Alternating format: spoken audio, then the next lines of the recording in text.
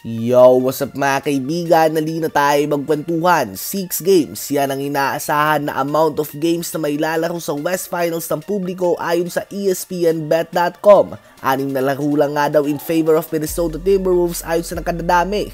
In order for this to happen ay kailangan manalo ng Minnesota Timberwolves ng at least 2 road games. Isang bagay na pinakita nilang capable silang gawin all throughout the playoffs. Tinalo nga nila ang Phoenix Suns ng 2 beses sa home court ito. 3 beses naman ang defending champions Denver Nuggets, including ang nerve-wracking Game 7. So may kakayahan nga talaga sila na manalo ng road games. Ganun pa man ay hati nga dito ang mga fans. Madami ang sumang-ayon na Wolves ang mananalo. May ibang nagsasabi na 5 games na ang itatagal nito. Ayon naman sa iba ay sakto nga daw ang 6 games. At pahayag naman ng iba ay 7 games ang kailangan sa series na ito upang ma-decide kung sino magwawagi. Habang ang mga pumapabor naman sa Dallas Mavericks ay karamihan nga ang sinasabi ay Mavs in 7. Alam nga nila na masasagad talaga ang Mavs sa Timberwolves, subalit tuloy pa din ang suporta sa kanilang paboritong koponan.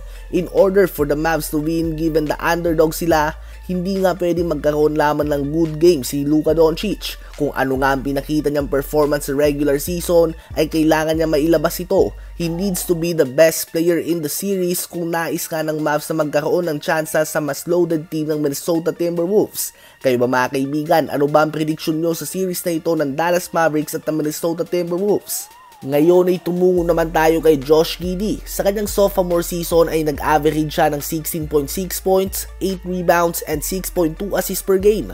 Ganun pa man this season, nang umangat ang laro ni Shai Gilgeous-Alexander, ay doon naman bumagsak ang performance si Giddey. Bumagsak nga ang kanyang points, rebounds, and assists, at pati na din ang kanyang minuto. At ito ay sa simpleng dahilan na si SGA na ang ginawang point guard ng OKC, habang si Giddey ay nalagay sa shooting guard position.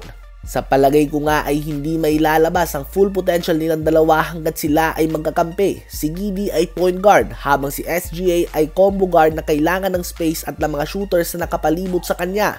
Ang picture na ito ang dahilan kung bakit posibleng sa trade ang bagsak ni Josh Giddey at kung bakit labas-pasok siya sa starting lineup noong playoffs. Pinapabuelo nga siya sa 3 points ala Westbrook ng mga team at sumisikip naman para kay SGA ang sahig dahil sa kakulangan ng shooting ni Josh Giddey.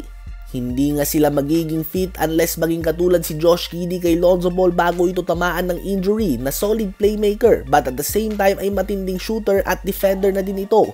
Dahil kung magpapatuloy na ganito ang sitwasyon, double team o triple team palagi ang matatanggap ni SGA tuwing playoffs kapag sabay sila na naglalaro ni Josh Giddey sa loob ng court. Parang si James Harden nga si Josh Giddey noon na hindi talaga may lalabas ang full potential hanggat hindi siya nakakabuelo maging point guard ng ibang team at si SGA ay ganun din nga, hindi din siya makakabuelo hanggat si Giddey ay nasa gilid lang ng court dahil palagi siya makakatanggap ng mga double team o triple team.